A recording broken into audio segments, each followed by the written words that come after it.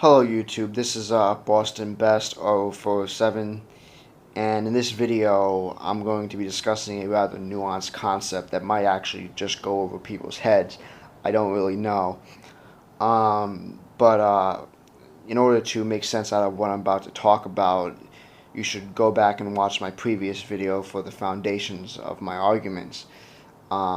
So that being said, by doing this video, I do admit right off the bat that I reveal partly my own bias and that I'm an occultist, esoterist, or what have you, myself. So in that regard, I tend to view everything in a sort of a more mystical way than, say, most people. And furthermore, I often find myself going back to the African proverb that not everything is what it seems. So I tend to believe that, looking at everything in terms of face value perceptions is always flawed, and really you should try to look at things in a little bit more of a different way. And so, that being said, this video is going to be about how women shape social reality with using what I will refer to as quote-unquote natural witchcraft. Now, what I mean by that is not that women have magic wands that they, wave at a rock and it turns into a frog. I'm not talking about that. When I talk about natural witchcraft, I'm talking about the ability to presume something into existence that's not necessarily there and make it become part of reality, or rather part of people's perceptions in the form of social reality. Now, the manosphere we call social reality, or the I don't consider myself part of the manosphere, mind you. But in the manosphere, for example, that's called the blue pill. So, of course, it's very easy to understand how this all works out in the form of politics. When we look at states, for example, states have their own natural witchcraft in the form of propaganda. By presuming something into existence and shoving it down the people's throats, they presume something that's not necessarily true into existence. And I remember I was watching a video recently where this guy was explaining that the Bolshevik Party, for example, meant the majority party in Russian, even though at the time they were a minority party. Very perfect example. John Lennon said in regards to the Beatles' Sgt. Pepper album that asked about. I guess he was asked about it being a concept album, and he said, "We said it was a concept album because we said it. It was a concept. In other words, it was a concept album because we said it. Not that it was." And that's all a perfect example. I could say anything right now, and I could just say it and it could become true. This is what I'm talking about when I say natural witchcraft. And while we all have it to one degree or another, we can all do this.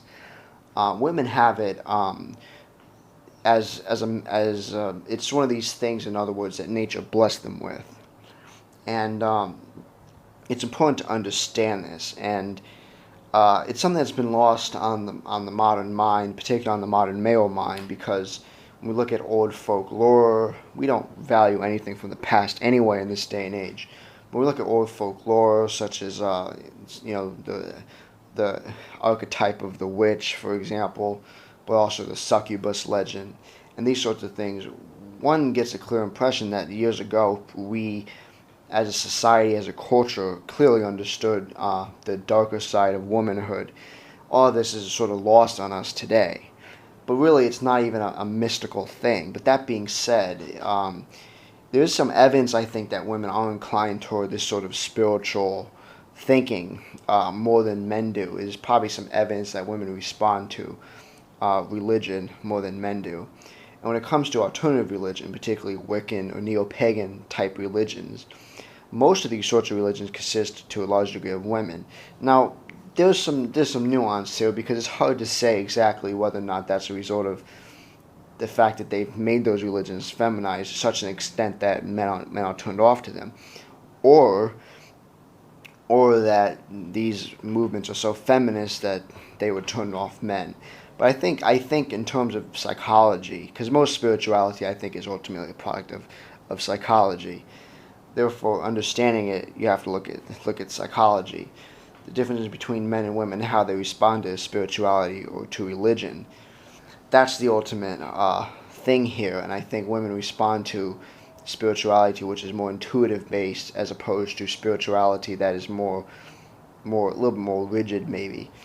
And so when we look at women, it seems to me anyway that women have an instinct for the casting of spells. That is, I can't imagine men casting love spells or casting spells for the benefit of whatever, but particularly in the area of love. And it's been known for a very long time, probably going back centuries, that women use divination or whatever to acquire love. Now, most of the time, this is probably entirely innocent.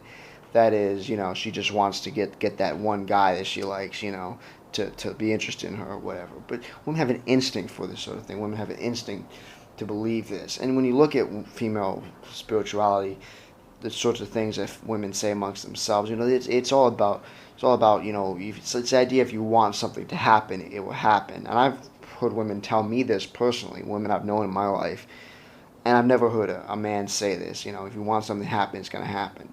A man's advice is, you got to go out there and get it yourself. Men don't operate on this level, intuitively speaking. Therefore, I think we get a great deal of insight into the female psyche when we start thinking about issues like this. Now, when it comes to centuries ago, I guess technically centuries ago, when it comes to the persecution of witches, one of the big things that often comes up in the discussions of it now was that this was a clear example of church misogyny, or the misogyny of men, that they were afraid of female power. Now, I think this is a huge misconception. Now, this is a huge misconception because what is really not understood about the idea of witchcraft is that witchcraft in a superstitious society, in a dare I say it, primitive society, more primitive than now, given our reason and intellect and rationality that makes all these things go away, presumably.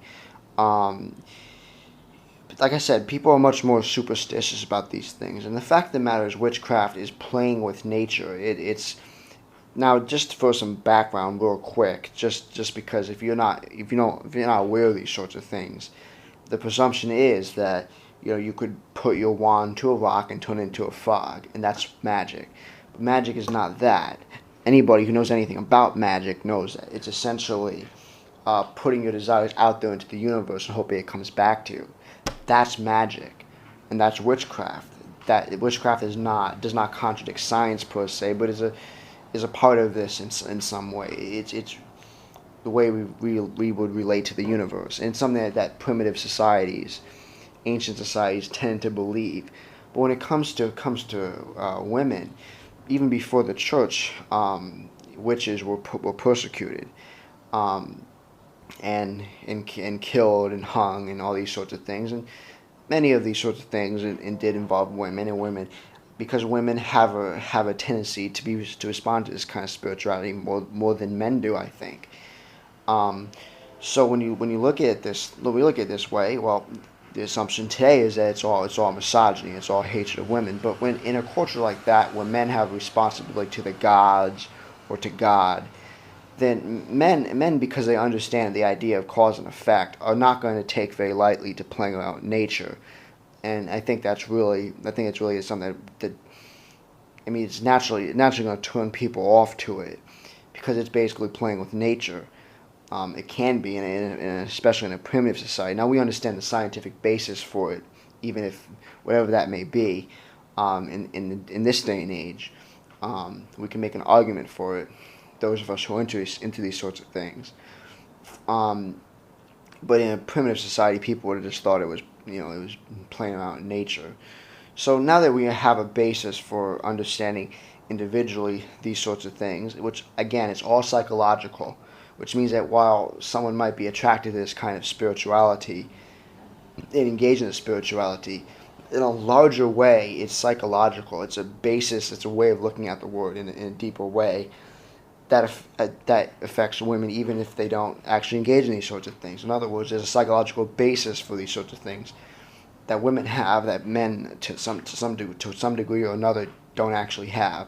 So now that we have a foundation for the basis of this, which is psychological, it's not just casting spells and burning a piece of paper and all these sorts of things. It's also something else. And it's, again, starts out in the mind or in the heart. It already exists before you even cast a spell.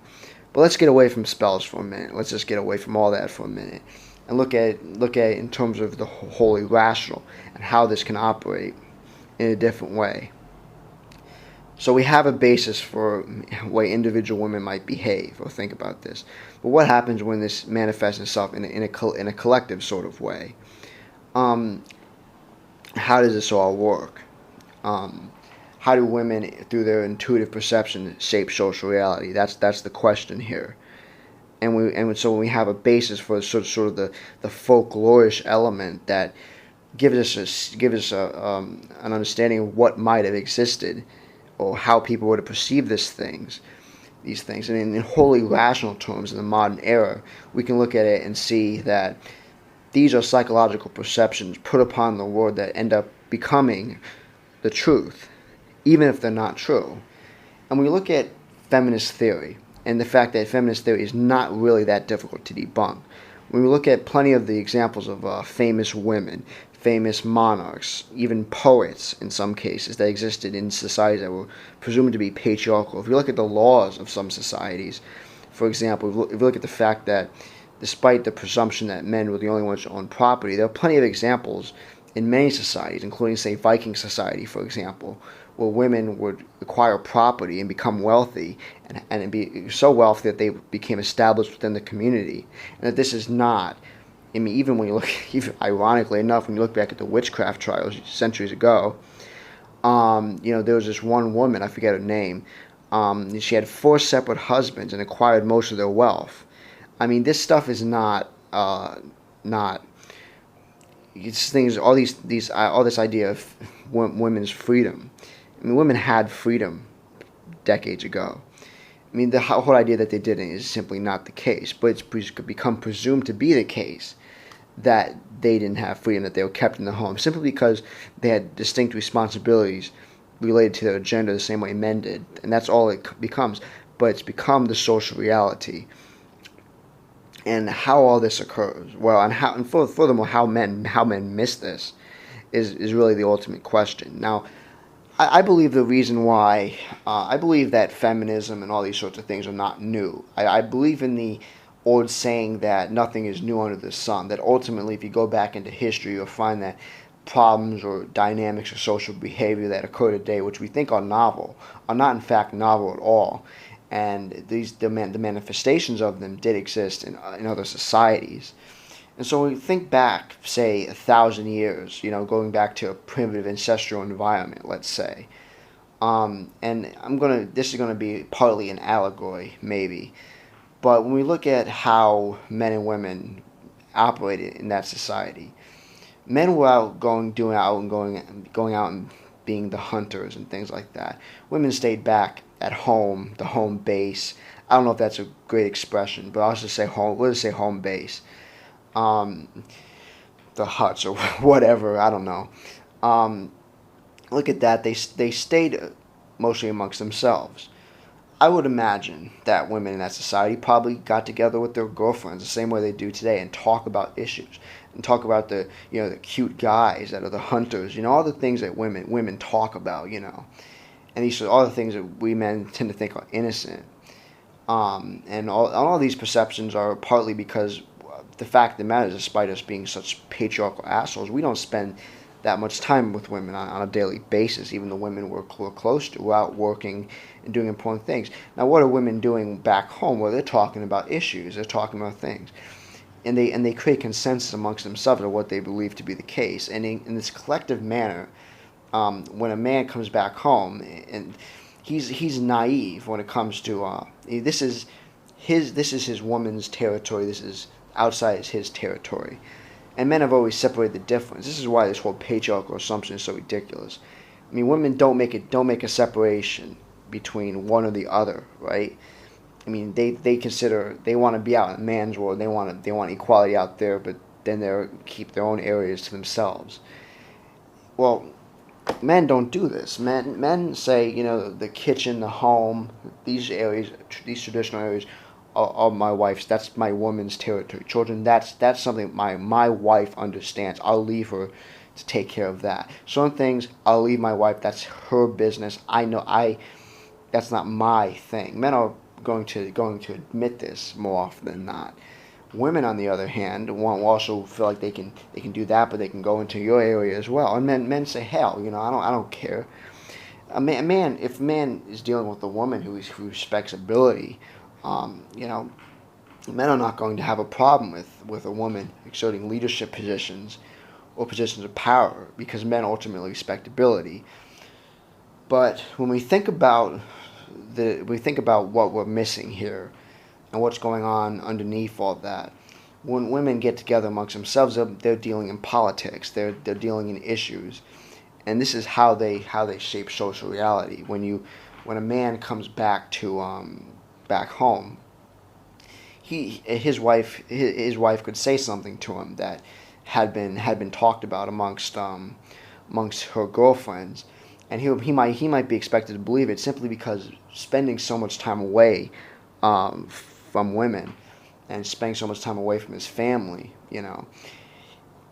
he's in a naive position. This is why I think men, despite their physical strength, despite their intellectual ability, despite all these other things, men miss women, because I think over 1,000 years of development, men probably spent far more time away from women than they did actually with them. So men don't have an intimate understanding of the female, whereas women don't necessarily need an intimate understanding of men. They intuitively assume certain things about the man. They assume, for example, that men need sex. They look at a man. They look at where he's shaped, where he's built. What the type of things that she finds attractive in a man, and presumes that this must be it. She believes that the man must need sex, and so she puts this out there into the larger world, and it becomes true. Men all of a sudden are such horny devils that they can't control themselves. On the contrary, it's not necessarily true that a man can't do this. Furthermore, the woman in this regard conditions the man to want sex, as men have been trained to need and to want sex. But men, I think, on some level, have an instinct to want to get over their sexual desires or whatever. This is why when men form, religious groups, I mean, it wasn't just, for example, the Catholic Church, which isn't a good example, mind you, but it wasn't just, say, the Catholic Church that had celibacy. There are other. It's not abnormal for priests or whatever to want to separate themselves and separate themselves from material things for spiritual reasons. These are all perfect examples of men wanting to get over their natural things. Men want to discipline these natural urges. Men want to gear them toward higher ends. They don't want to be geared toward just the base animalistic urges. But women want you to be conditioned for the base animalistic urges, because if men ever got over sex, women would be put out of business. And this is what I made my argument when it came to female sexuality. Women put all these things onto a man, make all these presumptions about men and male behavior that they don't understand, and it becomes true. And then men walk away believing it to be true. Probably, I would say the best example is there's plenty of examples, but there's, I guess, I don't know, you can't quote me on this, but I believe, if I'm not mistaken, I came across a claim by a feminist that the penis is a symbol of the patriarchy, that a large penis is a symbol of power in a patriarchal society. Don't quote me on this. I think I came across this a long time ago. But these are the sorts of presumptions, for example. The fact of the matter is, women are attracted to a large penis. Men don't worship or fetishize their manhood. Men don't think about these things. Why would they? Men don't want to get laid. Men don't want to have sex with women. Men like big breasts. Men like a woman's body. Men don't fetishize them. This is what I'm talking about here, is the fetishization of manhood. This assumption that men fetishize their manhood, worship their penis, worship the penis size. The society becomes worshiping of the penis. All these things. But the truth of the matter, the honest to God truth of the matter, is this is all a presumption put out onto the world. This is what women want to believe about men. Feminist theory is what women want to believe about men. It's not how men actually are. And this is ironic when women say, for example, well, it's men defining the woman. It's actually not. It's really what women think about men. And when this comes to sexuality, when you understand that, again, when you look at, for example, the idea, men's strength, for example, men are stronger than women. A man could take a woman down easily. If a man wanted to, he could very well use violence to rape a woman, to hurt a woman in some way. But these are not things that men are going to do. Men are not going to do these things. Men are not going to cause. I mean, if men, for example, can be so easily manipulated by a woman, if men can, my mother, I talked some of these issues with my mother, for example. My mother is one of the very few honest women that can admit that women are manipulative. Women don't want to hear that they are manipulated. But she told me a story, for example, where a friend of hers was going to get divorced, and his wife came back into his life and sought to manipulate him back in sexually, because I guess she thought she was going to be screwed without him around or whatever. Perfect example of the use of sex, and we all know these things already. We all know that women use their looks to get what they want. All these sorts of things we know. In this regard, and furthermore, when men study game, when men want to become pickup artists, for lack of bad example, right? But when men study self-improvement to become better with women, all of which are then accused of, some feminists have accused men of being rapists in this regard. But when all this occurs, it disproves the idea that men are going to rape. If men were just violent and wanted to just take women, why would they choose self-development? Why would just all men just go and rape women? It doesn't make any sense. It's logically incorrect. But then there's this presumption that women, or not women, but all men are rapists. There's presumption all men are potential rapists. All of this again is something. I'm going to use the term psychological projection, but I'm using this wrong. When I use the term psychological projection, I'm referring to the natural witchcraft that I'm talking about. Putting onto others what you want them to be and hoping that they become what you want them to be. That's what it is. Putting your desires out into the universe and having them come back to you. But it's a psychological projection. And as regards to men, women in their minds see what a man is, and she thinks what a man is. It's not what the man is, but it's a presumption. But it's also desire, a deep-seated desire to have that man become what she wants him to be. Therefore, if a woman presumes because of a man's strength that he's strong, that he can take her whenever he wants, he's just this barbaric brute that's going to take her. It's part of a deep-seated fantasy on her part. It's what she wants the man to be. It's not what the man is, but it's what she wants him to be. The worshipping of the penis, for example, going back to that, horrible idea. If you're a heterosexual man, you're probably like, but I'm joking. But a horrible thing to think about, right? But when you think about this and this presumption in a patriarchal society that the worshipping of manhood becomes the case, even that men compare their size. All this is things that men think about. All these ideas about manhood are things that not only do I not recognize in myself, I don't recognize them in other men. I don't believe the average man fetishizes his manhood unless he's gay or something like that. But men don't fetishize their manhood. Women fetishize man's manhood. These are the sorts of things that women find attractive, but men don't think about these things. And thus, if a woman wants to have sex, if a woman wants to procreate, a woman has to put a presumption of this kind of behavior onto the man. And this is why I believe women, for example, need sex more than men.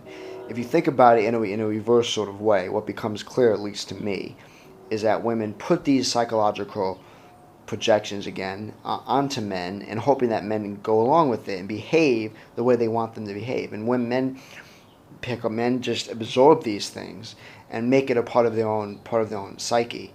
And when you think about, for example, the fact that women are responsible in every culture, for the most part, of almost every human culture, bearing the children and raising the children, you find that all these perceptions are then put onto their children. Women hoard men to masculine standards, just as much as other men do, probably more on some level. I mean, I've had plenty of examples where I've had women personally,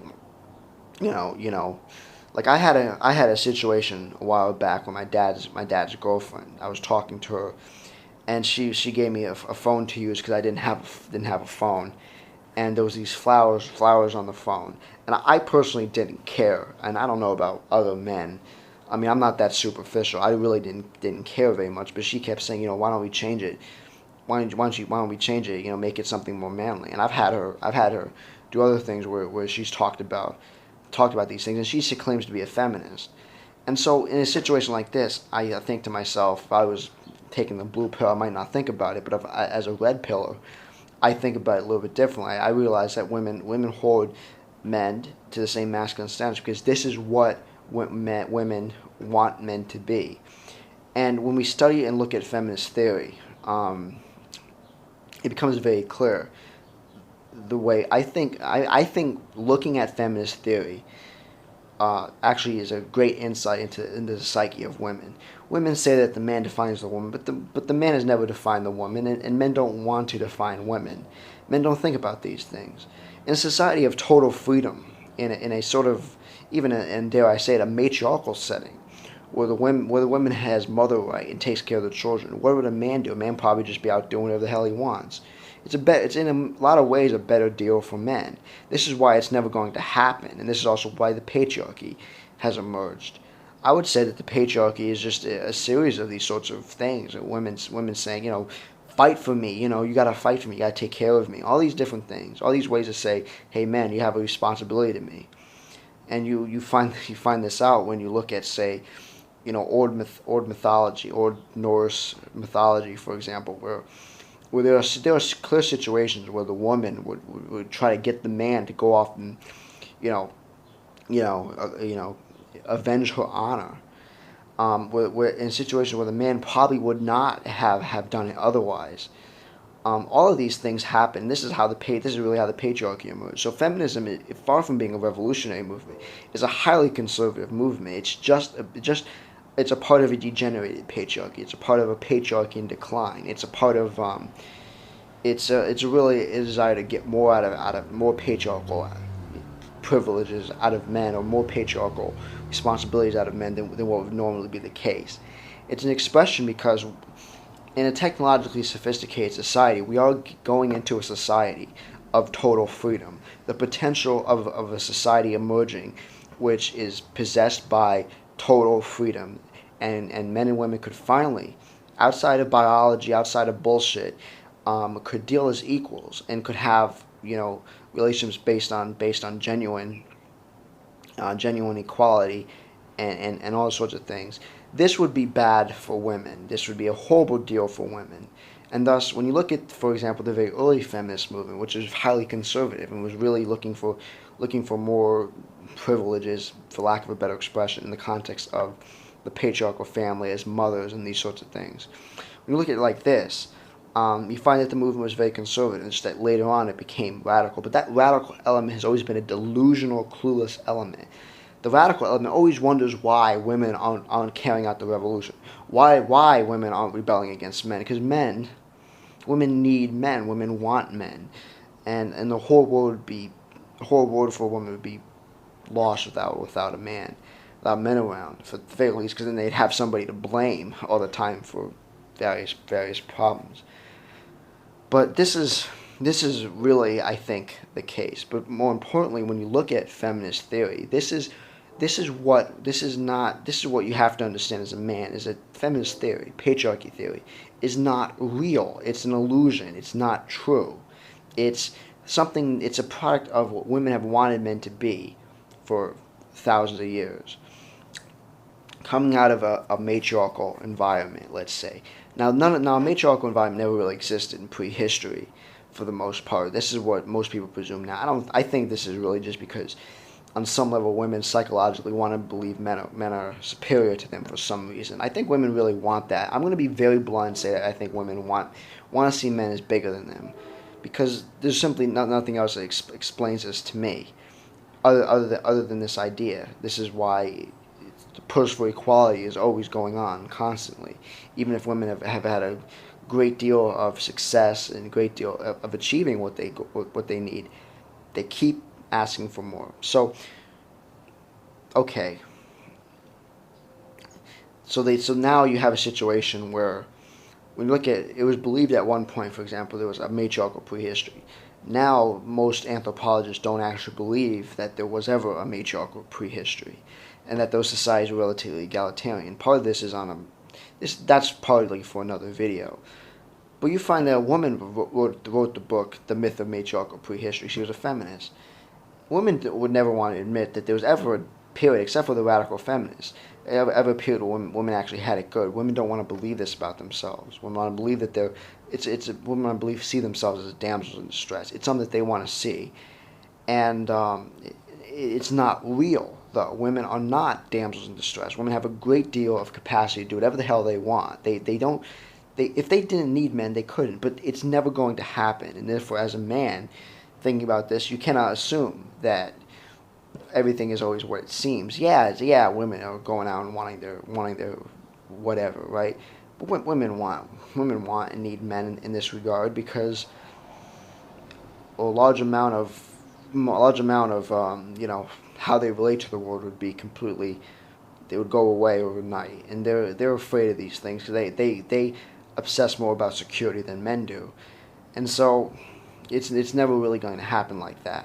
There's a security in knowing that men are there to take care of everything, and for some women, maybe not for all women, but these are the sorts of things that are interesting to think about. And it's interesting to think that, for example, there was one time where men knew these things. In our day, we've forgotten all this folklore, and this is one of the things that's great about the MGTOW movement. I don't think the MGTOW movement is innovative or anything new. Again, what's that?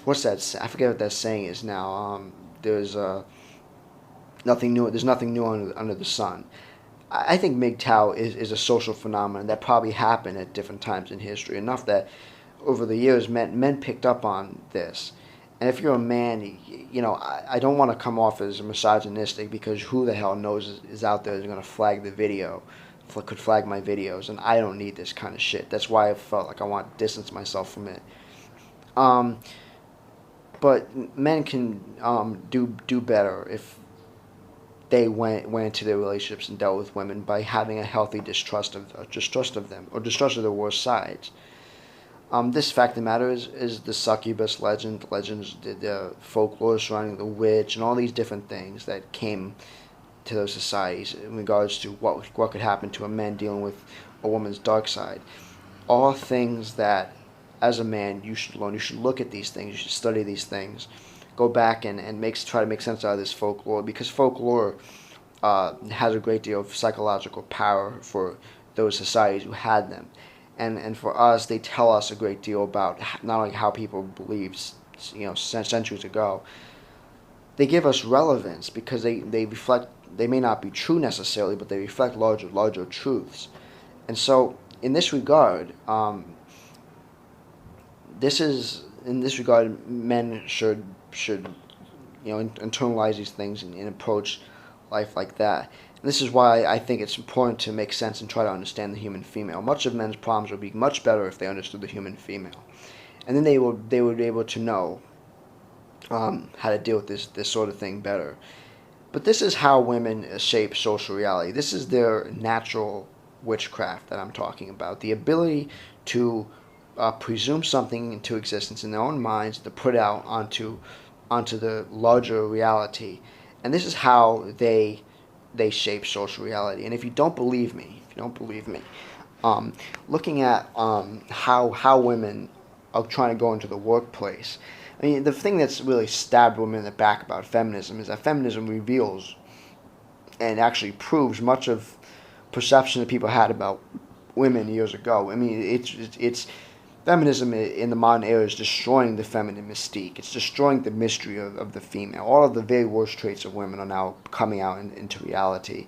And a very perfect example is this very subjective desire to try to change the workplace as opposed to adapting to it that occurs among some feminist groups, or rather that some feminist groups are trying to change the workplace to make it more, I don't know, female friendly. This is all an example. Coming into an era and trying to change it for her.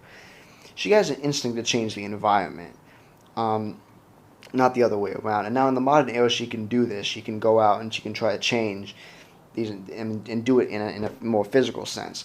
But in a society of superstitious people, how would that manifest itself? Well, it would manifest itself probably in the form of witchcraft, form of casting a spell in those societies.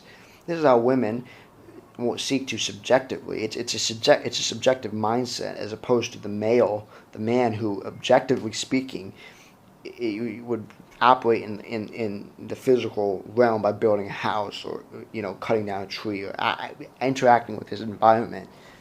That's how men are. Men seek to interact with the environment. Women seek to shape the environment, psychologically. And this is what needs to be understood.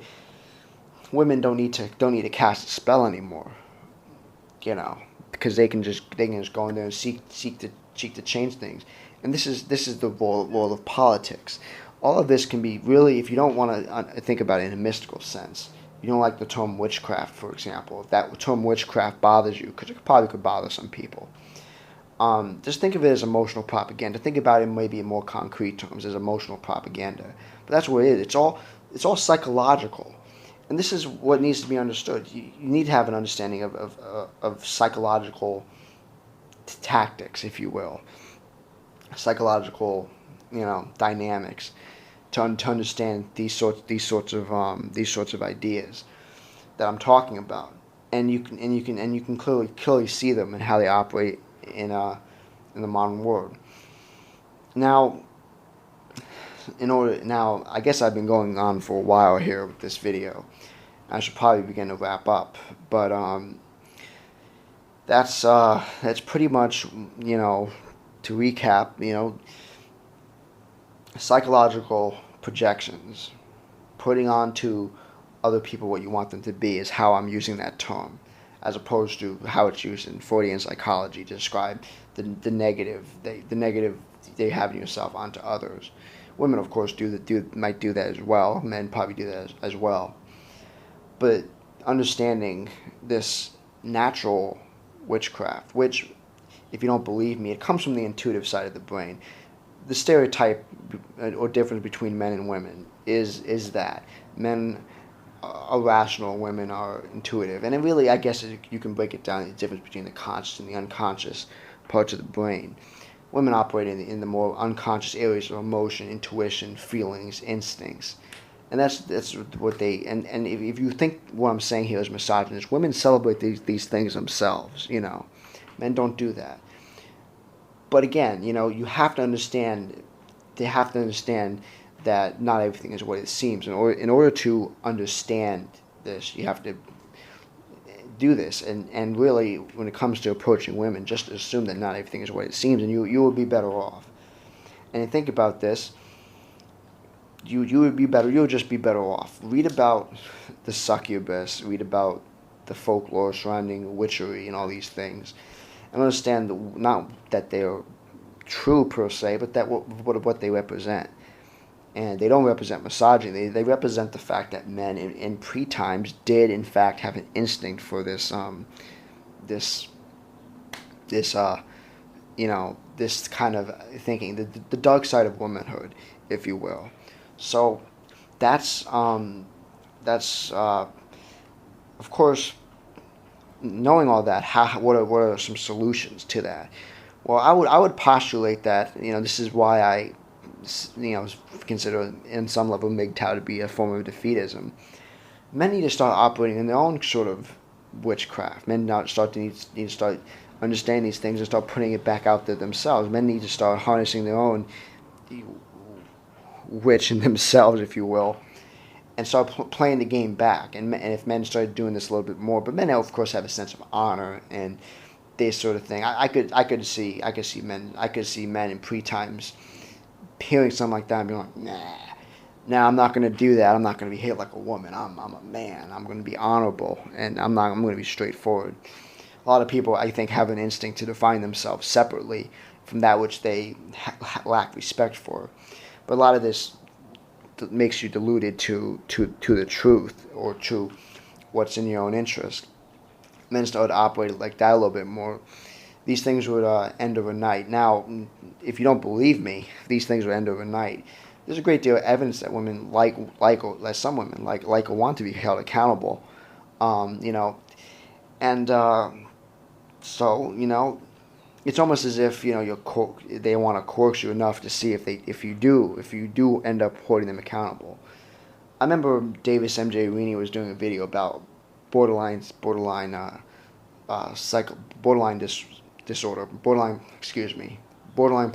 disorder, in which he was explaining that when a woman, the domestic violence thing, this follows the woman. It doesn't follow the man. It's because the woman wants the man to hit her. Perfect example. Again, men don't understand these things. Men are open. Men are open by nature. Men are honest. It has a lot to do with, I think, that really probably has a lot to do with the shaping of the genitalia, if you will. Our sexual nature, our sexual organs, if you will. When you think about it like this, you think about the way we're wired sexually, the differences.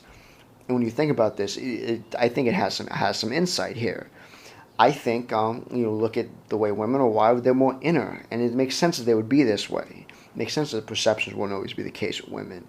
It further makes sense that women would have this role in shaping social reality as the ones who produce the children. It would make sense that nature would gift women with this ability, this intuitive ability, because they are the ones who raise the children. Thus, if women are not going out and projecting this onto others, if women are not trying to shape social reality in this sort of regard, then they're in terms of how they deal with the opposite sex, they're passing on to their children.